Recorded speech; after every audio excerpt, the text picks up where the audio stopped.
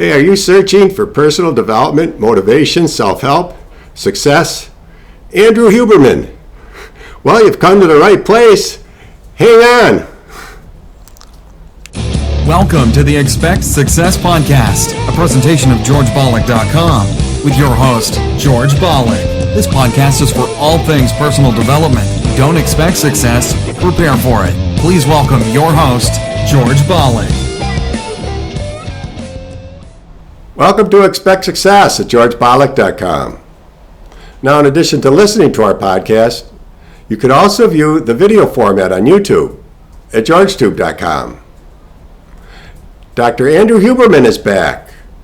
And as you may or may not already know, Dr. Andrew is a neuroscientist and tenured professor in the Department of Neurology at the Stanford University School of Medicine.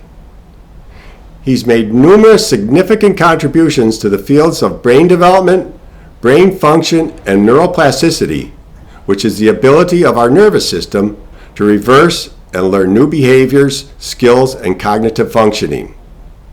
Now, on today's show, Dr. Andrew discusses how you can use caffeine to improve your focus and concentration. Listen to the doc. I know many people are curious as to whether or not caffeine can improve focus and concentration. And indeed, it can. There is an immense amount of data supporting the idea that caffeine, provided it's consumed in the appropriate dosages, can improve mental performance and physical performance. And it largely does that through improvements in focus and concentration. The dosage of caffeine, of course, is going to depend on how caffeine adapted you are, how much caffeine tolerance you have. And that is going to vary tremendously depending on whether or not you ingest that caffeine with or without food, as I mentioned earlier. But there is a kind of general range in which we can talk about caffeine as being useful for focus and concentration. And the range is basically from 100 milligrams to 400 milligrams. I want to caution everybody out there, if you're somebody who suffers from anxiety or panic attacks and you're not used to ingesting caffeine and you run out and ingest 400 milligrams of caffeine in the form of espresso or yerba mate or an energy drink or in pill form, that is going to be very uncomfortable for you. You're going to be sweating profusely, your heart rate is going to increase, you're going to be quite panicked, in fact, or at least anxious. So be cautious with your use and adopting of caffeine if you're not already caffeine adapted. But most people do quite well to ingest 100 to 200 milligrams of caffeine prior to doing some focused work.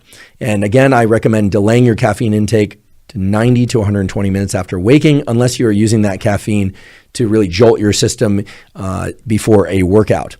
Caffeine can, of course, be ingested in various forms, even pill form, but most people ingest it in the form of coffee, or my particular favorite way to ingest caffeine is yerba mate. It is important, and I should note that you should actively avoid the smoked versions of yerba mate as they contain a lot of carcinogenic, cancer-promoting compounds. There's some great yerba mate brands out there. The most cost-effective way to consume it would be to use the loose leaf tea and to pour water over that. There's one particular brand that I like. I don't have any affiliation to them whatsoever, but I've been using it for years. It's Anna Park. It's an organic brand that is sold. I buy mine on Amazon, but you can find it elsewhere on the internet as well. Again, I don't have any affiliation to them. It's just very cost-effective, very clean. It doesn't have the smoked flavor. At least the one that I buy is not the smoked variety, so none of the carcinogenic compounds are in there, at least that I'm aware of. And I like the way it tastes, and it provides a very even lift and stimulant that I think certainly works for me, and that a number of people I know that have suggested to also enjoy. Yerba mate or caffeine also have other additional benefits. In particular, the caffeine in yerba mate and coffee and other sources of caffeine are known to increase the density and efficacy, that is the number and the function of dopamine receptors. And this has been shown in humans several times. So by ingesting caffeine pretty regularly, you're actually increasing the ability of dopamine to have this effect of increasing motivation and drive. I tend to ingest caffeine only early in the day. I tend to cut off my caffeine intake somewhere around 1 or 2 p.m. to ensure that I can get into a good night's sleep. But I realize that there are people out there that ingest caffeine as late as 2 or 3 in the afternoon and can still sleep fine. I will caution those of you that think that you can drink caffeine in the evening or nighttime and still fall asleep. All of the research points to the fact that the architecture of your sleep and the depth of your sleep is disrupted, even if you're able to fall and stay asleep, the sleep you're getting is simply not as good as the sleep you would get if you were to shut off your caffeine intake at least 8 hours before bedtime, and ideally more like 10 or even 12 hours before bedtime. But of course, there are practical constraints as well. Okay, so caffeine is increasing dopamine's function by changing the number and efficacy of dopamine receptors. But of course, it also increases our wakefulness, our alertness. And that is largely through the neurochemical systems related to adenosine, which is a molecule that builds up in our brain and body the longer we are awake. It's part of the sleepiness system, if you will. Makes us feel fatigued or tired. And caffeine also operates on the epinephrine, the adrenaline system. In fact, if we ingest too much caffeine, we'll sometimes get the jitters. Those jitters are really the sympathetic, as it's called, nervous system's bias toward movement. And our pupils will dilate. They actually get broader.